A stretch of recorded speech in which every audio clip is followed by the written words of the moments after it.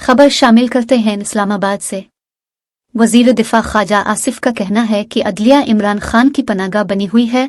उन्होंने कहा कि इमरान खान ने इक़्तिदार से महरूमी के बाद प्रॉक्सी वॉर शुरू कर रखी है। पाकिस्तान के इस्तेहकाम का बराह रास्त ताल्लुक सिक्योरिटी इदारों के साथ है। ख्वाजा आसिफ ने कहा कि इमरान खान सिक्योरिटी इदारों और उनके चीफ्स के खिलाफ ट्वीट्स करवाते हैं, सूरत हाल गैर मुस्तहकम करने की कोशिश करते हैं ताकि किसी तरह उनका दोबारा इक़्तिदार में आने का चांस बन जाए। वजीर दिफा ने कहा कि इसराइल का एजेंडा इमरान खान पूरा कर रहे हैं। इसराइल को फिक्र है पाकिस्तान में उनका एजेंडा रोका जा रहा है।